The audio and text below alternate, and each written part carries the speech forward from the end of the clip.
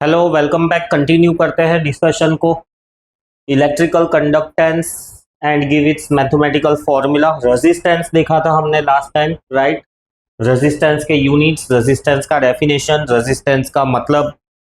So resistance is opposition to the flow of electrons. Electrons जब conductor से flow होते हैं या किसी और भी मटेरियल से फ्लो होने की कोशिश करते हैं तो उनको फ्री रास्ता नहीं मिलता है। जैसा एक्सप्रेस वे होता है तो एक फ्री वे है, हम कार लेकर 100-150 की स्पीड पे जा सकते हैं, बट सिटी रोड्स वैसे नहीं है। सेम वे इलेक्ट्रॉन्स को भी जब फ्लो होना है तो कहीं कहीं उनको एक्सप्रेस वे जैसा रास्ता मिलता है। वो होते हैं मेटालिक कंडक्टर्स जिसमें रेजिस्टेंस एकदम कम है। और कुछ ऐसी भी मटीरियल्स है जिसमें इलेक्ट्रॉन्स फ्लो होना चाहते हैं बट उनको क्लियर रास्ता नहीं मिलता, राइट। और वो है सिटी रोड्स की तरह। सो रेजिस्टेंस के बारे में डिटेल डिस्कशन किया था और रेजिस्टेंस का जो कन्वर्स फिजिकल क्वांटिटी है उसको हम कहते हैं conductance. So define electrical conductance. Definition वही है कि reciprocal of resistance is called as conductance. And mathematical formula है उसका G is equals to 1/R। Conductance को रिप्रेजेंट करते हैं हम G से। ऐसा यूनिट, राइट। रेजिस्टेंस का उल्टा तो ऐसा लिख सकते हो, ओम इनवर्स, या तो फिर इसको MHO मो भी कहते हैं। ओम इनवर्स का सिनोनिम है मो। तो इलेक्ट्रिकल कंडक्टेंस ये रेजिस्टेंस की रिवर्स प्रॉपर्टी है। हम ऐसा कहते हैं कि भाई मेटल्स के केस में, राइट, रेजिस्टेंस कम होता है। सो कन्वर्सली हम ऐसा कह सकते हैं कि कंडक्टेंस इज हाई, है ना। जिसके अंदर लेजीनेस कम है तो हम कन्वर्सली ऐसा कह सकते हैं कि एक्टिवनेस ज्यादा है इस इंसान में। बट जिसके अंदर एक्टिवनेस कम है तो हम ऐसा भी कह सकते हैं कि एक्टिवनेस कम है इस इंसान में तो लेजीनेस ज्यादा है। दोनों ही एक दूसरे के अपोजिट है। एंड सेम वे मेटल्स की जगह पर अगर हम इंसुलेटर्स के बारे में कहें, सो इंसुलेटर्स का रेजिस्टेंस बहुत ज्यादा है, मतलब वो करंट को फ्लो होने नहीं देंगे। कन्वर्सली ऐसा भी कह सकते हैं कि हेंस कंडक्टेंस इज लो, कि भाई वो इलेक्ट्रॉन्स को फ्लो होने नहीं देते। सो उनका अपोजिशन बहुत ज्यादा है। कन्वर्सली कंडक्टेंस बहुत कम है, फ्री रास्ता उनके अंदर बहुत कम है। मेटल्स के केस में रेजिस्टेंस कम है, right, conductance is more. Conductance ज्यादा होता है मेटल्स का, मतलब उनके अंदर से इलेक्ट्रॉन्स बहुत इजीली निकल पाते हैं, इज हाई। फिर नेक्स्ट है स्टेटेड ऐसा यूनिट ऑफ इलेक्ट्रिकल रेजिस्टेंस मैंने बताया, उसको हम मो लिखते हैं, राइट, पर ओम लिखते हैं, राइट। फिर उसको MHO करके मो भी लिखते हैं, राइट। और उसको सीमेंस भी कहते हैं, कंपनी का नाम भी है एक सीमेन, इसी में से आया हुआ है। तो ऐसा unit of the electric conductance mho भी कहते हैं, राइट। और वो एक नॉन एसआई यूनिट है इलेक्ट्रिकल कंडक्टेंस के लिए, which is reciprocal of the resistance 1/ओम, right. But the modern and official unit of the conductance is siemens, ampere per volt. Siemens को हम एम्पियर पर वोल्ट भी कह सकते हैं। तो यहाँ पर मैंने लिखा एसआई यूनिट। सो ये एसआई यूनिट नहीं है, एसआई यूनिट उसका सीमेन है, सीमेंस, और ये अदर यूनिट है। हावेवर बुक्स के अंदर कॉमनली ओम इनवर्स या मो को ही कॉमनली ऐसा यूनिट लेकर वो लोग न्यूमेरिकल्स वगैरह में डिनोट करते हैं। सीमेंस शायद ही देखने को मिले। कहते हैं कि ऐसा यूनिट सीमेंस है, बट ये यूनिट्स ज्यादा यूज होते हैं, ओम इनवर्स या मो। फिर उसके बाद में है how does the resistance of a conductor very with temperatures. Insulator या सेमीकंडक्टर्स वेरी विथ टेम्परेचर। तो इसके अंदर इस क्वेश्चन के दो पार्ट्स है। पार्ट नंबर 1 ये है कि how does the resistance of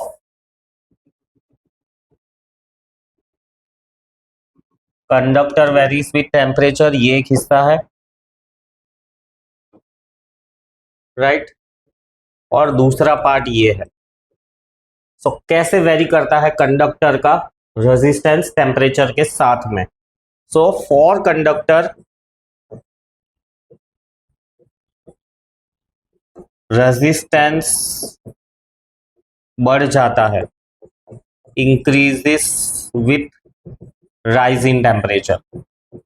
temperature बढ़ाओगे, राइट, कंडक्टर्स का रेजिस्टेंस बढ़ जाएगा। सिंबॉलिकली ऐसा भी लिख सकते हैं कि रेजिस्टेंस इज ये कंडक्टर्स के लिए तो ऐसा लिख दो कि resistance of conductor is directly proportional to the temperature. Temperature ज्यादा, रेजिस्टेंस ज्यादा, right, increases with the rise in the temperature. क्यों? As number of free electrons increases too much, which results in inter electron, which results in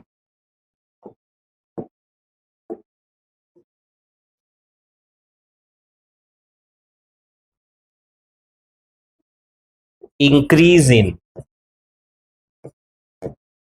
inter electron collision, hence resistance increases, है ना? So how does the resistance of conductor vary with temperature और as well as उसका reason कि भाई temperature बढ़ने पर होता क्या है? टेम्परेचर जैसे ही बढ़ता है तो मेटल के अंदर तो ऑलरेडी फ्री इलेक्ट्रॉन्स थे, अब क्या हो गया, उसके अंदर और ज्यादा फ्री इलेक्ट्रॉन्स हो गए, तो जरूरत से ज्यादा फ्री इलेक्ट्रॉन्स क्या करेंगे? कॉलिजन्स बढ़ा देंगे, इंटर इलेक्ट्रॉन कॉलिजन्स बढ़ा देंगे। अल्टीमेटली इलेक्ट्रॉन्स का फ्लो काफी हद तक कम हो जाएगा और उसको हम कन्वर्सली कह सकते हैं कि रेजिस्टेंस बढ़ गया। सो कंडक्टर्स का रेजिस्टेंस बढ़ जाता है टेम्परेचर के साथ साथ। फिर इंसुलेटर के बारे में क्या कहना है? सो इंसुलेटर के बारे में हम क्या कहेंगे? तो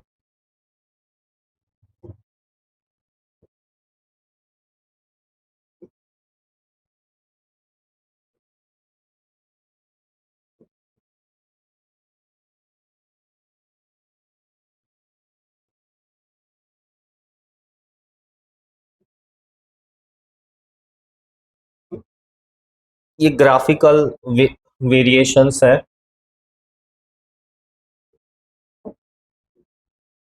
सो ये फर्स्ट का आंसर था कि कंडक्टर्स का रेजिस्टेंस कैसे वेरी करता है, और ये सेकंड का आंसर रेजिस्टेंस ऑफ सेमीकंडक्टर कह दो या इंसुलेटर कह दो, दोनों अलग अलग मटेरियल है पर दोनों के ही केस में ये इनवर्सली प्रोपोर्शनल है टेम्परेचर के साथ साथ। अगर टेम्परेचर बढ़ेगा तो रेजिस्टेंस जो है सेमीकंडक्टर का या इंसुलेटर का कम हो जाएगा।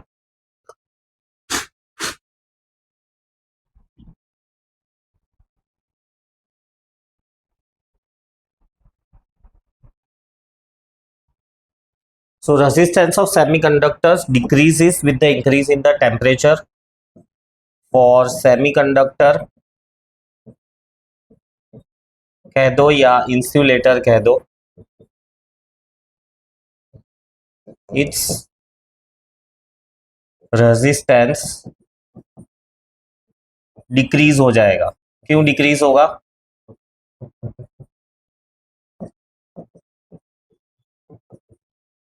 क्यों डिक्रीज हो जाएगा? इसका कन्वर्स, कंडक्टर का कन्वर्स रीजन है कि as with increase in temperature more free electrons are available, which facilitates the conduction of current. सो ये थियोरेटिकल आंसर है, इसके बेसिस पे ये ग्राफ वाले भी क्वेश्चंस बन सकते हैं।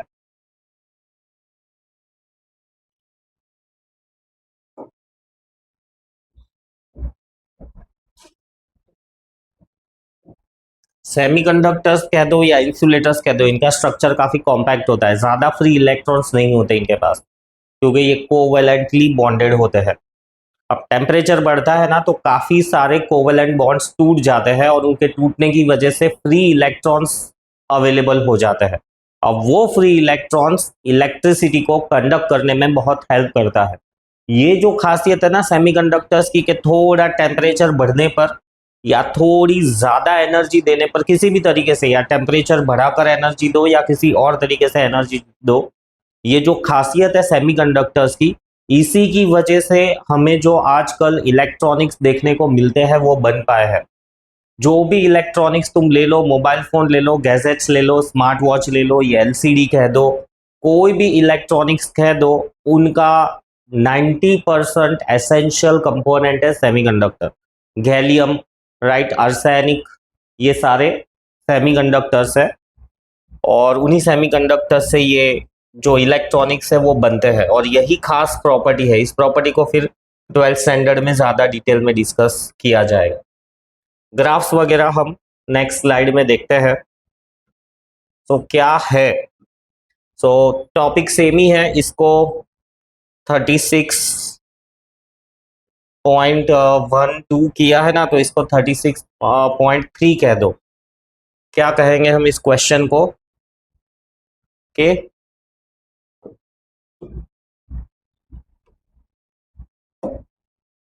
36 का थर्ड पार्ट के ड्रॉ ग्राफ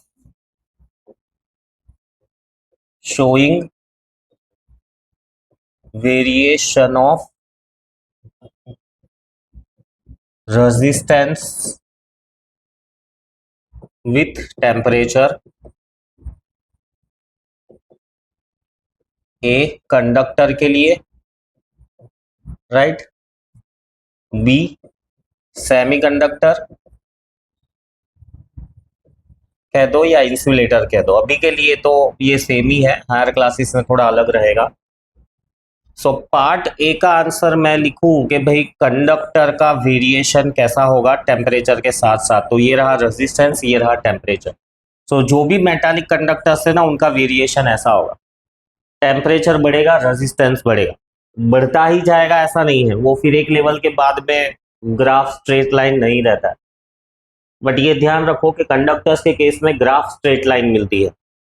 और फिर बी वाले पार्ट का आंसर क्या है कि variation of resistance with the temperature in the case of semiconductors and insulators. तो इनका ग्राफ ऐसा कर्व फॉर्म में आता है, इनका रेजिस्टेंस काफी कम हो जाता है जैसे जैसे टेम्परेचर बढ़ता है, राइट। इन दो ग्राफ को समझने के लिए एक और ये है ग्राफ, जिसमें काफी प्रिसाइसली बताया हुआ है कि कंडक्टर्स के केस में टेम्परेचर बढ़ा बढ़ा बढ़ा बढ़ा उनका रेजिस्टेंस बढ़ता जाता है, राइट। एग्जैक्ट ग्राफ ऐसा ही है, ये एक पिक्टोरियल रिप्रेजेंटेशन है। इंसुलेटर का भी रेजिस्टेंस कम होता है, सेमीकंडक्टर का भी कम होता है। और जैसा कि मैंने कहा कि ये ग्राफ स्ट्रेट लाइन ही नहीं रहता है, ये थोड़ा कर्व भी होता है, बट एट लोअर लेवल हम उसको स्ट्रेट लाइन ही मान के चलते हैं। ये रहे ग्राफ, ये है, ये किसका ग्राफ है, ये है सेमीकंडक्टर कह दो या इंसुलेटर कह दो, उनका ग्राफ है। चलो ये जो मैंने ड्रॉ किया है उसी को रखो, ये सारे ग्राफ फिर कंफ्यूजन क्रिएट करेंगे, तो लेट अस नॉट इंक्लूड। फिर एक और क्वेश्चन हम बना सकते हैं कि फॉर्मूला, मैथमेटिकल फॉर्मूला, हाँ वह सिलेबस में तो नहीं है, बट स्टिल काफी काम का है, बचपन में पढ़ा हुआ है ये। ये जो इंक्रीज इन लेंथ होता है, इंक्रीज इन वॉल्यूम होता है थर्मल एक्सपांशन का, उसके उसका फॉर्मूला आया हुआ है पहले, उसी जैसा है। सो mathematical formula for variation of resistance with temperature,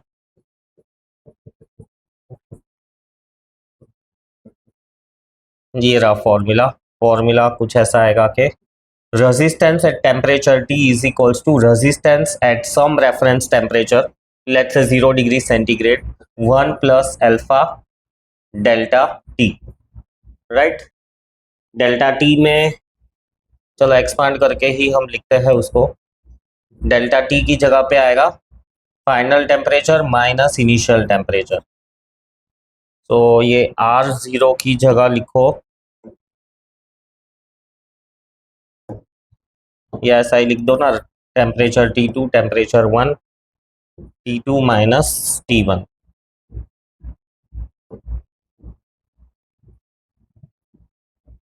so resistance किसी भी टेम्परेचर पे चाहिए तो किसी एक रेफरेंस टेम्परेचर का रेजिस्टेंस तुमको पता होना चाहिए। लेट्स से हर मटेरियल का 0 डिग्री का टेम्परेचर अगर तुमको पता है तो तुम T1 0 ले लो, पर रेफरेंस टेम्परेचर और उस टेम्परेचर पे रेजिस्टेंस कितना है वो पता होना चाहिए, तब जाके तुम किसी भी टेम्परेचर पे जो भी रेजिस्टेंस है वो ढूंढ सकते हो, राइट। लेट्स से मुझे 0 डिग्री वाला पता है और मुझे अब 53 डिग्री पे ढूंढना है, तो 0 डिग्री का और ये 53 डिग्री, राइट। और ये तो मुझे पता ही है, अल्फा को हम कहते हैं temperature coefficient, alpha is temperature coefficient of material, मतलब कि वो मटेरियल टेम्परेचर के साथ में कैसा बिहेवियर दिखाता है रेजिस्टेंस को लेके, वो डिफाइन करके देता है मुझे alpha, right. Alpha is temperature coefficient of material, मतलब कि पर्टिकुलर मटेरियल का रेजिस्टेंस कैसे चेंज होता है टेम्परेचर के साथ साथ, वो मुझे बताता है अल्फा। और इसी फॉर्मूला को थोड़ा कंसाइज फॉर्म में ऐसे भी लिखते हैं कि RT2 is equals to RT1 bracket 1 plus alpha delta T. Delta T का मतलब वही है चेंज इन टेम्परेचर, राइट। फिर next graphical variation of resistance with the temperature देख लिया ऑलरेडी हमने। ये क्वेश्चन है कि for a metallic conductor the correct representation of variation of resistance R with the temperature. तो क्वेश्चन क्या कह रहा है कि भाई मेटालिक कंडक्टर का R वर्सेस T का वेरिएशन कैसा होगा। तो मेटालिक कंडक्टर का ये होगा कि ये होगा, स्ट्रेट लाइन होता है ये या ये वाला है, परफेक्टली कहे तो ये वाला है। ये वाला इसीलिए नहीं क्योंकि 0 डिग्री पे रेजिस्टेंस भी 0 हो जाएगा, ये जरूरी नहीं है। 0 डिग्री पे रेजिस्टेंस भी 0 हो जाएगा, ये जरूरी नहीं है, राइट। हाँ, किसी नेगेटिव टेम्परेचर पे रेजिस्टेंस 0 हो जाएगा वो बात सही है, बट 0 डिग्री पे ही रेजिस्टेंस 0 हो गया ऐसा जरूरी नहीं है। तो ये वाला इस क्वेश्चन के हिसाब से यही प्रिसाइज आंसर है। अब मैंने तो यहां से ही ड्रॉ किया है, तो क्या ये गलत है? नहीं, 10 स्टैंडर्ड लेवल तक तो ये सही है कि variation of resistance with the temperature इससे स्ट्रेट लाइन। अब ये स्ट्रेट लाइन यहाँ से ड्रॉ करो या यहाँ से ड्रॉ करो चलता है, बट क्योंकि 10 स्टैंडर्ड के लेवल में ऐसी राइट 0 से ना टच होने वाली स्ट्रेट लाइन सिलेबस में नहीं है, इसीलिए मैंने ये ऐसी स्ट्रेट लाइन ड्रॉ की है कि जो 0 से ही पास हो। इसके बेसिस पे क्वेश्चंस भी है, बट थोड़ा डिटेल्ड लेवल में ये ध्यान रखना कि जरूरी नहीं है कि टेम्परेचर 0 हो जाए तो रेजिस्टेंस भी 0 हो जाए। किसी मटेरियल का होता होगा, हर मटेरियल का नहीं होता है। हर मटेरियल का ये जो ग्राफ है ना, इसका ये ऐसा भी इंक्लिनेशन रहता है, किसी मटेरियल का ऐसा इंक्लिनेशन भी रहता है, बट होता स्ट्रेट लाइन है, होता स्ट्रेट लाइन है। ये थोड़ा डिटेल लेवल में, सिंपल लेवल पे ये। So this is the question related to the metallic conductor और उनके रेजिस्टेंस का variation. What is a super conductor, give example, right. So ये है इसका answer, what is a super conductor. ये हमने इतना तो देखा कि भाई कंडक्टर के केस में रेजिस्टेंस बढ़ जाता है, कब? जब टेम्परेचर बढ़ जाता है। पर अब मैं टेम्परेचर नीचे करूं, लोअर करूं, ठंडा करूं, तो एक पर्टिकुलर टेम्परेचर पे जो मटेरियल है उसका रेजिस्टेंस हो जाएगा 0, और तब मैं कहूंगा कि जो मटेरियल था it is now A super conductor. फिर से एक और बात सुनो, टेम्परेचर बढ़ता है तो रेजिस्टेंस भी बढ़ता है, किसका? कंडक्टर्स का। तो हम कंडक्टर्स की ही बात कर रहे हैं कि भाई in case of conductors temperature बढ़ता है तो रेजिस्टेंस भी बढ़ता है। कन्वर्सली टेम्परेचर कम होता जाएगा तो रेजिस्टेंस भी कम होता जाएगा। At some particular temperature resistance जो होता है कंडक्टर का वो जीरो हो जाता है, और उस टेम्परेचर पे राइट जब रेजिस्टेंस जीरो हो गया है, रेजिस्टेंस जीरो हो गया है तो उस मटेरियल को अब हम कहेंगे सुपर कंडक्टर। और वो जो टेम्परेचर है जिस टेम्परेचर पे रेजिस्टेंस जीरो हुआ है उस टेम्परेचर को हम कहेंगे क्रिटिकल टेम्परेचर। सो दो चीजें हैं इसके अंदर, सुपर कंडक्टर और क्रिटिकल टेम्परेचर। हर मटेरियल अलग अलग टेम्परेचर पे सुपर कंडक्टर बिहेव करेगा, राइट। गोल्ड को कोई अलग टेम्परेचर पे ठंडा करने पे वो सुपर कंडक्टर बन जाएगा, कॉपर को कोई अलग टेम्परेचर पे ठंडा करने पर वो सुपर कंडक्टर बन जाएगा। ये इधर दिया हुआ है एक आइडिया लेने के लिए कि एल्यूमिनियम 1.2 केल्विन, 1.2 केल्विन यानी बहुत ही कम टेम्परेचर हो गया, राइट। तो -273 इसके अंदर ऐड करो, तो -273 ऐड करेंगे तो -271.8 डिग्री सेंटीग्रेड। बाप रे कितना ही कम है, -271.8 डिग्री सेंटीग्रेड टेम्परेचर आए, पॉसिबल ही नहीं है ना। इतना लोअर टेम्परेचर पे हम एल्यूमिनियम को ले जाए ये पॉसिबल नहीं है, बट मैथमेटिकल मैनिपुलेशंस कैलकुलेशन से मिला हुआ है। इंडियम का थोड़ा ज़्यादा है, मर्क्यूरी का और थोड़ा ज़्यादा है, लीड का थोड़ा और ज़्यादा है। सो साइंटिस्ट जो वर्ल्ड वाइड है वो काफ़ी रिसर्च कर रहे हैं कि भाई रूम टेम्परेचर पर ही रेजिस्टेंस जीरो हो जाए। ऐसी रिसर्च चल रही है कि भाई ऐसा कोई मटेरियल कह दो या ऐसा कोई एलॉय कह दो, राइट, कि जिसका रेजिस्टेंस रूम टेम्परेचर पर ही जीरो रहे। अगर ऐसा हो गया तो बिजली का बिल ही नहीं आए। हमारा जो बिल आता है बिजली का वो आता है रेजिस्टेंस की वजह से। भले कॉपर हमने डाला हुआ है बट उसका कुछ ना कुछ तो रेजिस्टेंस है, और वो कुछ ना कुछ या कम से कम रेजिस्टेंस भी हमको बिजली का बिल देके जाता है। उससे भी कम बिल चाहिए ना तो गोल्ड के वायर डालो, सिल्वर के वायर डालो, तो सिल्वर के वायर तो काफ़ी महंगे हो जाएंगे। सैटेलाइट्स वगैरह जो जाती है स्पेस में, अब उन सब जगह पे तो एनर्जी का कंजर्वेशन, एनर्जी सेविंग बहुत ही ज़्यादा इंपॉर्टेंट हो जाता है। तो स्पेस क्राफ्ट, सैटेलाइट्स, इन सब के अंदर जो वायर्स होते हैं वो सिल्वर के होते हैं।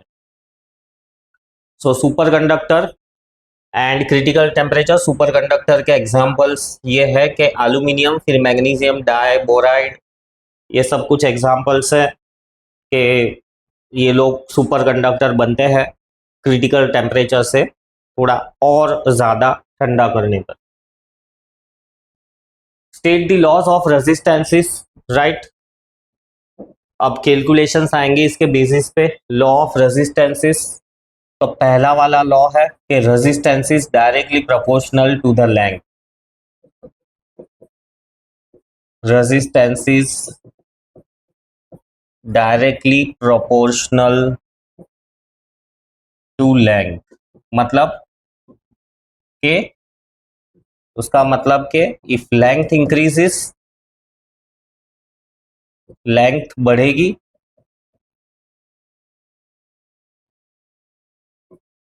तो रेजिस्टेंस भी बढ़ेगा।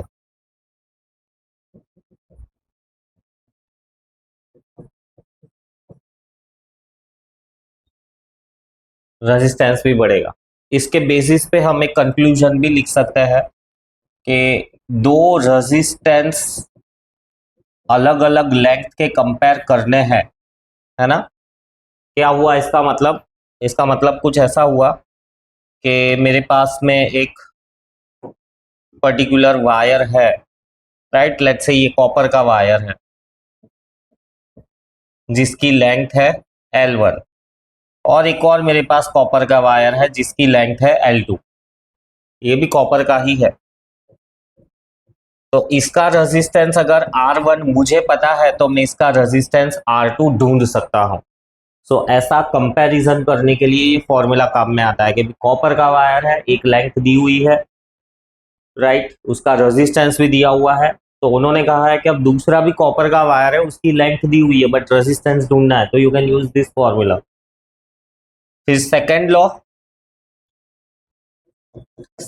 क्या कहता है कि resistance is inversely proportional to the area of cross section. So area of,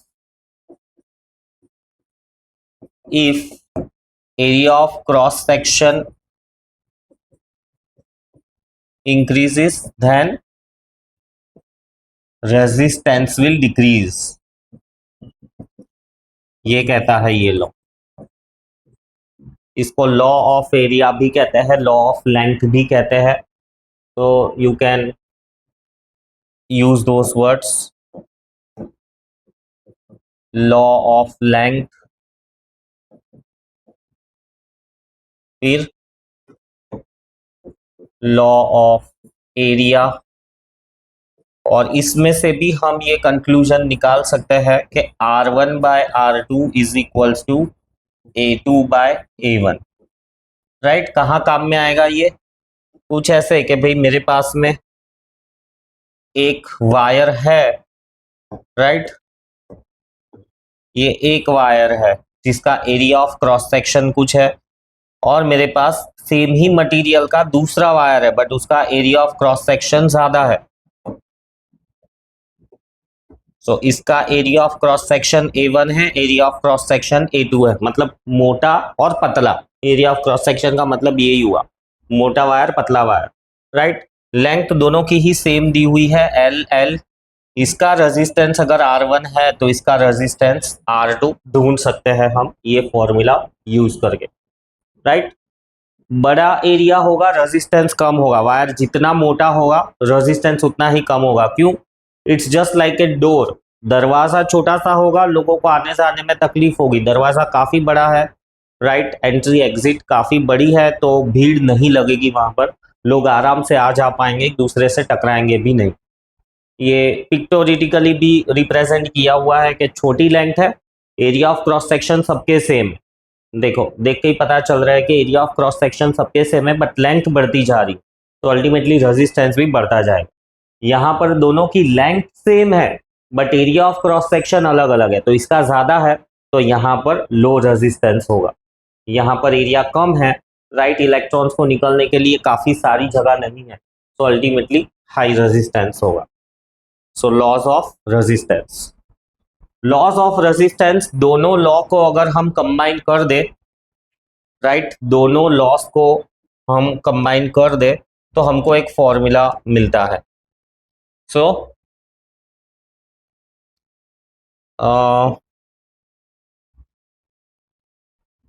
law of resistances इधर ही लिख देते हैं।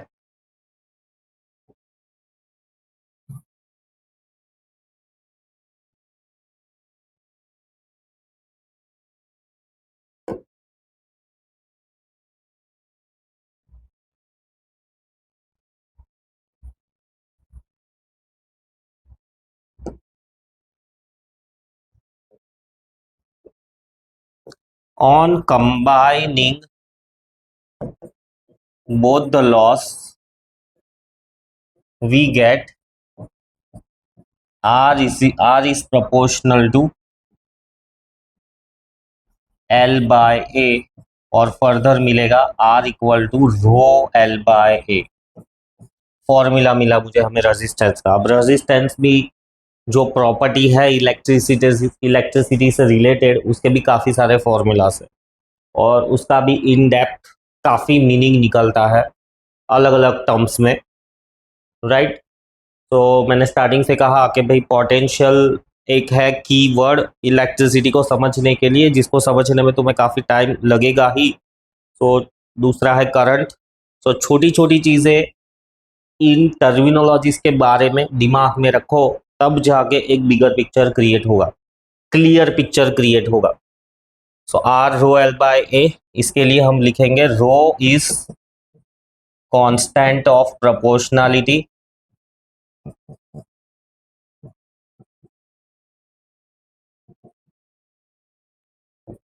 It is called as specific resistance, या तो उसको ऐसा भी कहते हैं रेजिस्टिविटी ऑफ मटेरियल, है ना, resistivity of material, nature of material. तो जब हम ऐसा कहते हैं कि नेचर ऑफ मटेरियल पे डिपेंड करता है, तो नेचर का मतलब बहुत सारी चीजें हो गई। क्या? उसकी डेंसिटी हो गई, उसका मॉलिक्यूलर स्ट्रक्चर भी उसके नेचर में आता है, काइंड ऑफ बॉन्डिंग भी उसके नेचर में आता है। वैसे ही रेजिस्टिविटी भी उसके नेचर में आती है। हम इंसानों के केस में इंसानों की एनालॉजी लेकर मैंने समझाया था, राइट। किसी को काम दिया है तुरंत चालू कर देगा, राइट, और खत्म कर देगा, वेट नहीं करेगा लास्ट मोमेंट का। रेजिस्टिविटी बहुत कम है, कंडक्टिविटी अच्छी है। और कन्वर्सली दूसरा इंसान है जिसको काम दिया हुआ है, तो वो वेट करेगा वेट करेगा वेट करेगा, डेडलाइन नजदीक आएगी तब जाके काम करेगा, शुरू करेगा। मे बी डेडलाइन पर काम कंप्लीट ना भी हो। सो रेजिस्टिविटी बहुत ज्यादा है, इंस्टेंटली नहीं सुना, इंस्टेंटली इंस्ट्रक्शंस फॉलो नहीं किए, रेजिस्टिविटी ज्यादा है, right. So it's a nature of a material. Metals जो होते हैं उनकी रेजिस्टिविटी कम होती है, मेटल्स तुरंत ही इलेक्ट्रॉन्स को फ्लो होने के लिए रास्ता दे देते हैं, मतलब उनका एटॉमिक स्ट्रक्चर ही ऐसा है कि इलेक्ट्रॉन्स आराम से फ्लो होकर जा सके। वुड कह दो, प्लास्टिक कह दो, तो उनकी रेजिस्टिविटी बहुत हाई है, राइट, कि वो लोग इलेक्ट्रॉन्स को फ्लो होने के लिए, मॉलिक्यूलर स्ट्रक्चर ही ऐसा है कि इलेक्ट्रॉन्स को फ्लो होने के लिए जगह नहीं है। अब प्लास्टिक कह दो, वुड कह दो, बहुत अलग अलग तरह के वुड आते हैं, बहुत अलग अलग तरह के प्लास्टिक आते हैं, बट एक जनरलाइज्ड कि कोई भी प्लास्टिक ले लो, मोस्टली सब प्लास्टिक्स इंसुलेटर्स ही होते हैं, वो इलेक्ट्रिसिटी को कंडक्ट होने नहीं देते। वुड में भी सेम है, राइट। सो रेजिस्टिविटी या स्पेसिफिक रेजिस्टेंस। फिर रेजिस्टिविटी का डेफिनेशन। सो रेजिस्टिविटी के डेफिनेशन के लिए जो फॉर्मूला है वही यूज करते हैं हम उस पर्टिकुलर चीज के डेफिनेशन के लिए। ये यहाँ पर कुछ वर्कआउट दिया हुआ है, right, related to the resistance, पर जाने दो, ये कुछ काम का नहीं है। Define specific resistance, state the unit of specific resistance. So definition of resistivity, resistivity word use करो या स्पेसिफिक रेजिस्टेंस वर्ड यूज करो, दोनों ही सेम है। सो हमको पता है ये फॉर्मूला रो एल बाय ए, तो रो को अगर सब्जेक्ट बना देंगे तो ये बन जाएगा आर ए बाय एल। अब मुझे रेजिस्टिविटी का डेफिनेशन चाहिए, तो मैं 1 ओम का रेजिस्टेंस लूंगा, 1 मीटर स्क्वायर का एरिया ऑफ क्रॉस सेक्शन होना चाहिए उस मटेरियल का, और लेंथ लूंगा मैं उसकी 1 metre, right. So resistivity of a material will be equal to resistivity, यानी ये कैरेक्टरिस्टिक प्रॉपर्टी हम किसी मटेरियल की कैसे ढूंढते हैं, तो resistivity is equals to resistance कब, जब area of cross section 1 metre square का है और लेंथ जो उस मटेरियल की ली हुई है हमने, राइट, लेंथ जो उसकी ली हुई है वो हमने ली है 1 metre.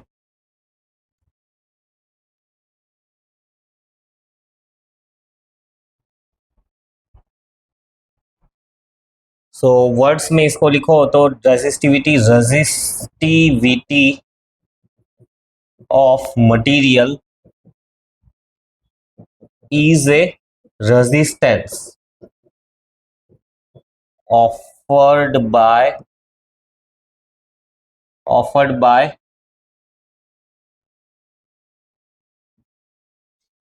by its sample having unit area of cross section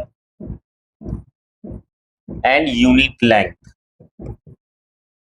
अब इस चीज को थोड़ा मैनिपुलेट भी कर सकते हैं, अगर तुमको लेंथ और एरिया के टर्म्स में नहीं लिखना है तो कैसे मैनिपुलेट कर सकते हैं कि resistivity is R A by L, तो मल्टीप्लाई डिवाइड बाय लेंथ कर दो, तो एरिया इंटू लेंथ क्या हो गया, वॉल्यूम। तो इसको ऐसा भी हम लिख सकते हैं, resistance into volume upon length का स्क्वायर। सो इसके टर्म्स में भी हम इसको डिस्क्राइब कर सकते हैं कि इसके टर्म्स में ऐसा लिखकर अगर इसको डिस्क्राइब करें तो ऐसा कि resistivity of material is a resistance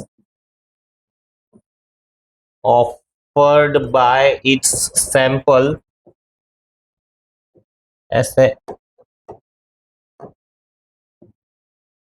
sample of unit cube, है ना, वॉल्यूम यानी length into length into length. तो एक यूनिट क्यूब ले लो यानी 1 सेंटीमीटर का या 1 मीटर का क्यूब ले लो, उसका जो रेजिस्टेंस होगा वही उसकी रेजिस्टिविटी है। मैंने कहा रेजिस्टिविटी इज ए नेचर, तो नेचर तो चाहे तुम कॉपर का वायर इतना सा लो या इतना बड़ा लो, कॉपर का वायर तुम इतना सा लो या इतना बड़ा लो, वो दिखता तो सेम ही है ना। तो उसकी रेजिस्टिविटी भी सेम है, बट दोनों का वायर्स का रेजिस्टेंस अलग अलग है। तो इसको समझने के लिए मैं ऐसे एक एग्जांपल लेता हूं कि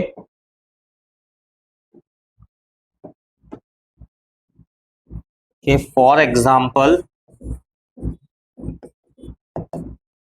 ये मैंने एक वायर लिया, राइट,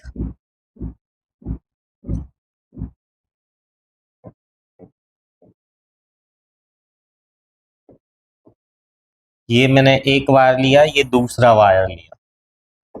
तो अब क्या करूंगा मैं, ये वायर है L1 लेंथ का, ये वायर है L2 लेंथ का, दोनों बने हुए सेम मटेरियल के हैं। लेट्स से ये भी कॉपर का है और ये भी कॉपर का ही है, Cu। तो इसको लेकर हम ये स्टेटमेंट दे सकते हैं कि both L1 and L2 have different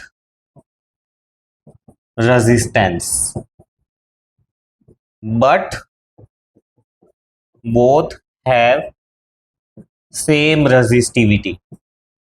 same resistivity का मतलब कि दोनों का नेचर सेम ही है। और रेजिस्टिविटी कैसे पता चलती है इसकी, या तो ऐसे या तो ऐसे।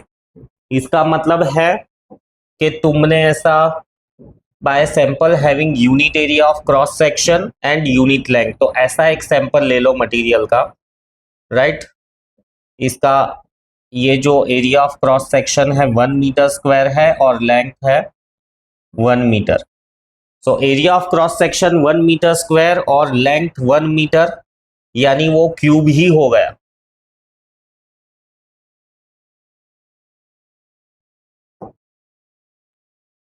तो वो क्यूब ही हो गया, है ना। सोच के देखो थोड़ा, लेंथ ब्रेड्थ और हाइट तीनों ही 1 मीटर है, तो ऐसा क्यूब लेते हैं हम, वुड का ले लो, आयरन का ले लो, कॉपर का ले लो, और उनका रेजिस्टेंस मेजर करते हैं।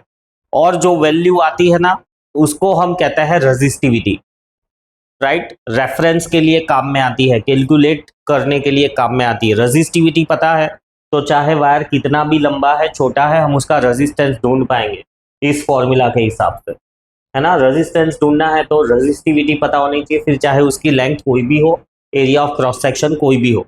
और रेजिस्टिविटी कैसे ढूंढते हैं, उस मटेरियल का क्यूब लेते हैं यूनिट लेंथ का, उस मटेरियल का क्यूब लेते हैं यूनिट लेंथ का, और उसका जो रेजिस्टेंस मिलता है उसको हम कहते हैं रेजिस्टिविटी, जो कि उस मटेरियल का नेचर हो गया। और वो फिर हमको उसी मटेरियल का, चाहे तुम कितना लंबा चौड़ा टेढ़ा मेढ़ा सैंपल ले लो उस मटेरियल का, बट रेजिस्टिविटी एक बार ढूंढ ली है तो फिर चाहे कोई भी लेंथ लो, कोई भी एरिया लो, तुम उसका रेजिस्टेंस ढूंढ पाओगे। सो this is about the specific resistance, और यूनिट बाकी रहेगा। सो यूनिट के लिए क्या लिखेंगे हम, SI यूनिट क्या हो जाएगा, रेजिस्टिविटी का ओम मीटर, है ना। मीटर स्क्वायर और मीटर, तो 1 मीटर कैंसिल हो जाएगा, तो ohm metre is the unit of the specific resistance कह दो या रेजिस्टिविटी कह दो। और CGS यूनिट चाहिए तो CGS में ओम तो एज इट इज ही रहेगा, मीटर की जगह पे centimetre. So specific resistance and its unit, confuse नहीं होना है। ये जो वर्ड्स है रेजिस्टेंस, रेजिस्टिविटी, राइट, ये दोनों वर्ड्स से कंफ्यूज नहीं होना है। रेजिस्टिविटी हमको ढूंढ के रखनी पड़ती है, क्योंकि फिर वायर की लेंथ तो कुछ भी हो सकती है, वायर का एरिया ऑफ क्रॉस सेक्शन तो कुछ भी हो सकता है। तो हम रेजिस्टेंस कैसे कैलकुलेट करेंगे, रेजिस्टिविटी अगर हमने ढूंढ के रखी हुई होगी तो, और रजिस्टिविटी ढूंढने के लिए हम क्या करेंगे, जो कोई भी सैंपल है, जैसे कॉपर है तो कॉपर का 1 मीटर क्यूब का, राइट, 1 मीटर का क्यूब लेंगे और उसका रेजिस्टेंस ढूंढ लेंगे, वो हो गई हमारी रजिस्टिविटी, राइट। लिख देता हूं मैं इधर वर्ड्स में, रजिस्टिविटी ऑफ एनी मटेरियल, ये सिर्फ रेफरेंस के लिए, ये कोई आंसर नहीं है। Resistivity of any material is equals to resistance of cube of